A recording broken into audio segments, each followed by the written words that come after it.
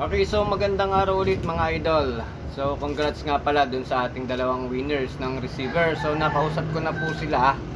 At parang gusto po nila para sila na bubuuin na lang yung unit. So mangyayari, discounted na yung receiver natin sa original price na unit. So yung isa ay parang nag-aantay na lang ng additional sa budget para makuha na yung unit. Buo na lang daw yung kukunin nga nila.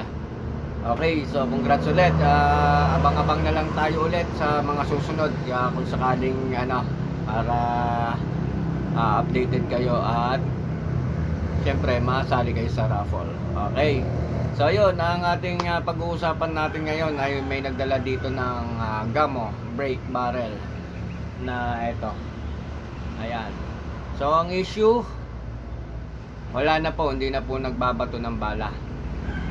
Hindi na lumalabas yung bala, so tinaray namin. Talagang pagkaputok, andito pa rin yung bala niya. So ganito siya. Yan. Pagka pumutok siya, hindi na natutulak, wala nang hangin. So yun. Hindi pa naman tayo talagang, although nakapagbaklas na rin, meron din naman kasi akong brake barrel. So pinag-aralan na rin natin.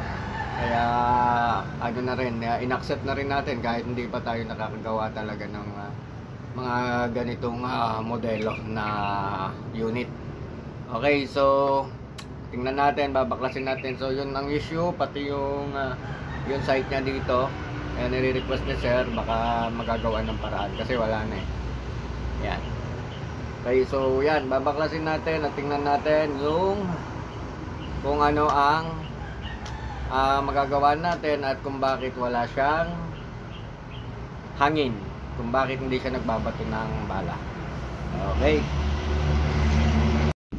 Okay, so yan, nabaklas natin mga idol. At yan na po ang itsura niya. Yan, ubos na po yung rubber seal niya sa ating piston seal niya. Kaya hindi na po siya nagbabato ng hangin and hindi na may tutulak yung pellet. So yan, hanap tayong pamalit. Okay, so yan, napalitan na po natin ng piston seal at i-assemble na natin. Bubuuin na natin. Yan, so meron pa nire-request dito yung may-ari kasi yung site niya dito. Tingnan natin kung magagawa natin. Okay, so yan, bubuuin na natin. Nalinis na natin yung loob niyan. Okay. So yan mga idol, natapos na natin. At yung front side niya inayos na natin. Sinabay ko na yung sa akin kasi yung sa akin, yung Gamo ko, ayan, nawala na rin. So nag 3D print tayo ng kahit pa paano para mayroon tayong side. Kasi galing to sa pahiraman sa aking kapatid. Ay pagtingin ko, yan, napansin ko wala na nga. Ayan. Okay, so at least meron tayong guide. Okay. So 3D print, tapos ito yung ginamit ko, bala din ng 3D para kasyang fiber din. Kasi hindi ko alam kung may nabibili online ang hirap ng mga sukat, hindi rin na nakalagay yung mga Ayan. Para siya naka fiber din. So ito yung sa kanya na inayos na natin kay sir. Ayan. Tapos na natin. At itetest natin kung bumabato na siya ng bala. Ito ay lasa pa ay panghiram din lang ni sir.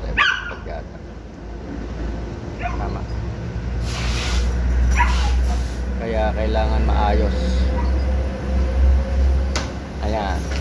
Yung kabila meron siya dito. At yan, meron na siya dito sa unahan. Ayan.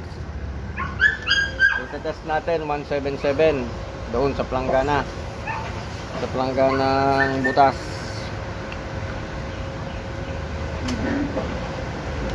At konting natin sa spring kasi para lumakas-lakas. Okay, subukan natin.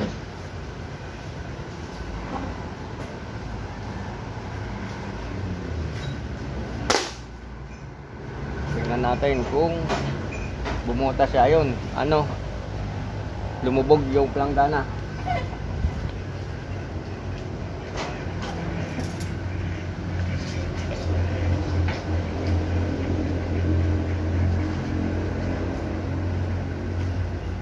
Okay.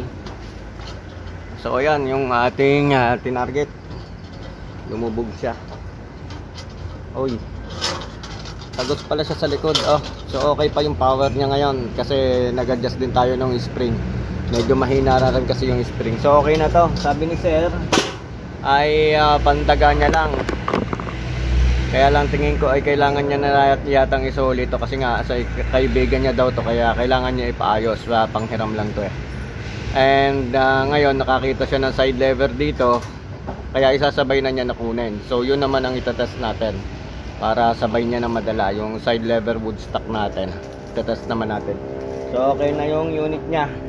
Magkaiba kasi itong modelo nung dalawa na to eh. Ito parang hydraulic ito. Ito kasi spring type. Ay baliktad. Itong kanya yung spring. So itetest naman natin yung side lever na kukunin niya para sabay na niya maiuwi. Okay? Okay, so ayan ang unit na napili ni Sir na yung side lever natin. So ayan, tinuturuan lang natin sa paglalagay ng magazine. Nag-testing na kami dito, hindi na lang natin maisasama sa vlog. So actual testing na kay Sir. So yan. Pagka loaded na siya, nakatapat doon. Apa, yan na po yung pinaka-lock niya. So ang ikot niya, so hindi na to maiikot. Hindi na po, diretso na po yan pag sinalpak natin. So ang karga kanina, ito nakalabas. Isasagad ho muna natin pag ganon. Paano ang sagad ulit? Pag ganon? Pag ganyan na. Pag ganyan ang sagad? Kumbaga sa ganyan. Kaya lang di na siya iikot ngayon kasi pero yun ang naka-lock na. una, yung ba yung unang kinarga natin? Apa. Tapos ito yung ginanon. Apa. Ayan, pabaligtad. So basically yung isa na yun. Tapos binalik natin dito para ready to fire. Apa. Yun ang huli kasi yun ang paano ba? Ang ikot nito. Ang kabit nito pag ganyan. Apa. Wait lang pa. So ayan, iuwi na ni Sir. Hindi lang ako customer, kaibigan mo na ako ngayon. Ganoon na lang ha. Apa. Kasi wala namang masama. So sinamahan ni Sir ng pump at yung ni-repair nating gamo niya na brake barrel at yung side lever unit na kinuha ni Sir. Okay. Ito, matutuwa yung ko. Kasi sasabihin ko sa kumpare ko pare, napaayos ko na. Ibabalik ko ba sa iyo? Kasi ibibili ko ng scope. Ito, galing ito sa kaibigan ko. O baka gusto mo. Sabi ko, tapos sabi ng kumpare ko, pare sa akin na lang. Magte-testingan kayo ngayon. Ngayon, binigay ko. Okay, so yun, tuloy lang natin mga idol. Naiuwi na ni Sir yung kanyang gamo at saka yung side lever. So si Sir naman ay madali na lang siguro matututo kasi ex-military daw siya pa sa kwentuhan namin. So yung brake barrel okay siya. Hindi ko alam kung masaya dahil medyo lumakas. Kasi ang tinitira nila parang sa loob yata. Halimbawa sa farm, may mga kulungan siya. Sa loob nila ginagamit. Parang dati, doon sa power na medyo may kahinaan, yung hindi bumubutas ng bubok, ay parang okay sa kanya. Kaya nga lang, syempre, since ni-repair natin, mas pinawerize natin yon. Pinatesting ko kanina kasi kahapon, di ba, tinesting natin sa planggana, ay bumubutas siya, tagusan. So, tinira din namin kanina, so nagulat siya na bumubutas, di pati nga naman bubong pagka yung mga peste na ang punteriya niya kasi mga daga pagka nasa taas nga daw at sa bubong di malamang butas din ng bubong kapag alanganin. So ayun, so malamang babalik si Sir kasi naiwan pala yung phone niya. Buti, hindi ko alam kung ba't may tunog ng tunog dito, buti nakita ng bata natin. So yun, buti dito naiwan sa amin. Okay, so yun ang kwento. So okay na yung gamo niya at mas lumakas at yun, nakapag-uwi siya ng side lever, 2 units. Okay, so yun, hanggang dito na lamang at hihintayin lang natin ulit si Sir na makabalik para makuha tong phone niya kasi ang dami daw importante dito at buti na nga lang dito naiwan. Okay, maraming salamat.